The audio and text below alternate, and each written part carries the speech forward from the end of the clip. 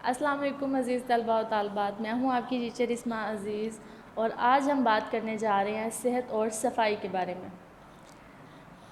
صحت اور صفائی دیکھنے میں تو دو الگ چیزیں ہیں۔ صحت کا تعلق بھی انسان کے ساتھ ہے اور صفائی کا تعلق بھی انسان کے ساتھ ہے، لیکن یہ دونوں اگر دیکھا جائے تو الگ چیزیں لگتی ہیں، لیکن بیٹا ان دونوں چیزوں کا آپس میں بہت گہرا تعلق ہے۔ تو اس لیے آج ہم نے جو ٹاپک جو ہمارا عنوان ہے وہ صحت اور صفائی ہے۔ تو آپ کو معلوم ہی ہوگا، ہم یہاں پر اگر آپ کے سامنے کھڑے ہیں اور آپ لوگ جو ہمیں اپنے گھروں میں بیٹھ کر دیکھ رہے ہیں، تو اس کی وجہ یہی ہے کہ ہمیں یہ جو وائرس ہے کرونا وائرس، اس کی وجہ سے ہمیں گھروں میں بیٹھنا پڑ رہا ہے۔ تو یہ وائرس بھی اگر ہم اس کو بھی ہرانا چاہتے ہیں تو ہم نے کیا کرنا ہے، ہم نے صحت اور صفائی دونوں چیزوں کا خیال رکھنا ہے۔ تو اگر ہم اپنی صحت کا خیال رکھنا چاہتے ہیں تو بالکل 110% بات ہے کہ ہم اپنی صفائی کا خیال رکھیں گے۔ اگر ہم اپنی صفائی کا خیال نہیں رکھیں گے بیٹا تو ہم قطعاً اپنی صحت کو ٹھیک نہیں کر سکتے ہیں۔ تو اس لیے آج ہم بات کرنے جا رہے ہیں صحت مند پاکستان پر، یعنی کہ صاف پاکستان، پاک پاکستان۔ جب تک آپ صاف رہیں گے، پاک رہیں گے، آپ صحت مند رہیں گے۔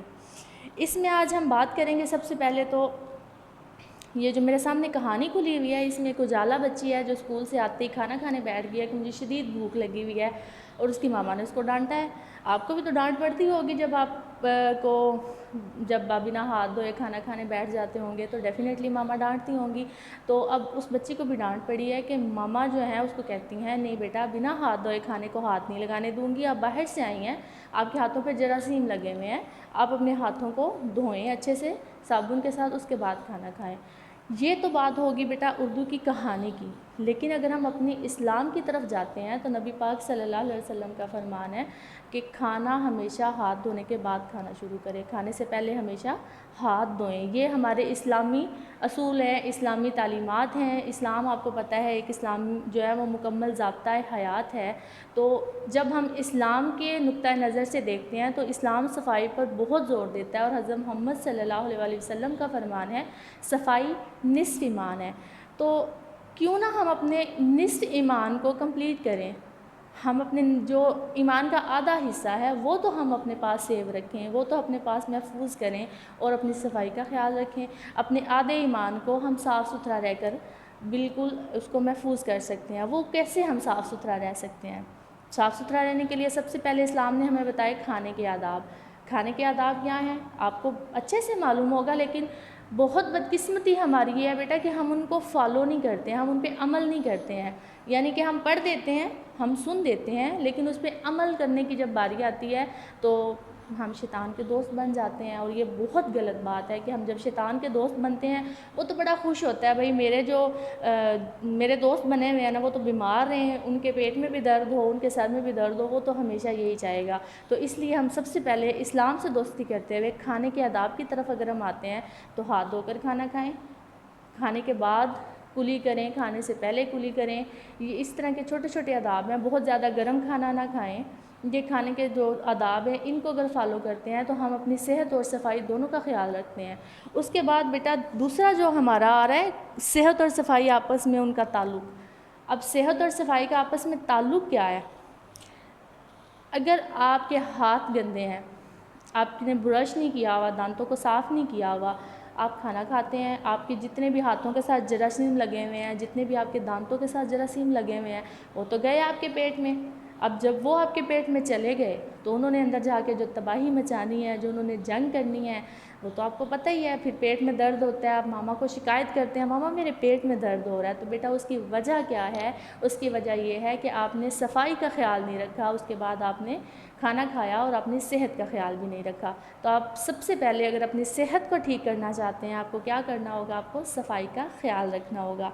تو صاف ستھرا رہیں۔ 5 ٹائم اللہ تعالیٰ نے ہمیں اتنا بہترین تحفہ عطا فرمایا ہے نمازوں کا، دن میں 5 ٹائم نماز پڑھیں، 5 وقت کا جب ہم وضو کرتے ہیں تو ایک تو نبی پاک صلی اللہ علیہ وسلم کا فرمان ہے کہ جو دن میں 5 بار وضو کرتا ہے وہ بالکل گناہ اس کے جھڑ جاتے ہیں، وہ گناہوں سے پاک ہو جاتا ہے۔ ایک تو ہماری روحانی صفائی بھی ہو جاتی ہے، اور دوسرے نمبر پہ اگر ہم وضو رہتے ہیں، 5 ٹائم نماز پڑھتے ہیں، 5 وقت وضو کرتے ہیں تو ہماری جو باطنی اور ظاہری دونوں صفائیاں ہو جاتی ہیں۔ ہم دونوں دونوں طرح سے صاف ہو جاتے ہیں، دونوں طرح سے پاک ہو جاتے ہیں، اور پھر اللہ کے کرم سے، اللہ کے فضل سے ہماری صحت بھی اچھی ہو جاتی ہے۔ اب بیٹا میں آپ کو بتا دوں کہ صفائی تو میں نے پہلے ہی آپ کو بتا دیا کہ نصف ایمان ہے۔ دوسری طرف اگر ہم گندگی کی بات کرتے ہیں تو گندگی دو طرح کی ہوتی ہے۔ ایک وہ گندگی ہوتی ہے جو تعفن پھیلاتی ہے، بدبودار ہوتی ہے، سامنے نظر آ رہی ہوتی ہے، اور ایک گندگی وہ ہوتی ہے جو سامنے ہاتھ آپ کے صاف ہوتے ہیں لیکن ان کے اوپر نظر نہ آنے والے جراثیم ہوتے ہیں۔ تو آپ نے دونوں گندگیوں سے بچنا ہے اور دونوں کو ہی آپ نے اوائڈ کرنا ہے۔ جب تک آپ ان دونوں گندگیوں سے نہیں بچیں گے تب تک آپ اپنی صحت کو کبھی بھی برقرار نہیں رکھ سکیں گے۔ تو میری آپ سے یہی گزارش ہے بیٹا، آج کل کرونا وائرس ہے، ڈینگی بخار بھی ہے، ملیریا بھی ہے، ٹائیفائڈ بھی ہے، بہت بیماریاں ہیں ہمارے آس پاس۔ تو آپ بیٹا صرف اور صرف ان سے کس طرح سے بچ سکتے ہیں، آپ اپنی صفائی کا خیال رکھ کر بچ سکتے ہیں۔ تو میں آپ سے یہی گزارش کروں گی بیٹا، اپنی صفائی کا خیال رکھیں، دن میں 2 بار برش کریں، ہاتھوں کو دھوئیں، 5 بار وضو کریں، اور اللہ تعالیٰ پر یقین رکھتے ہوئے ایک خوشگوار اور پرسکون زندگی گزاریں۔ Thank you so much.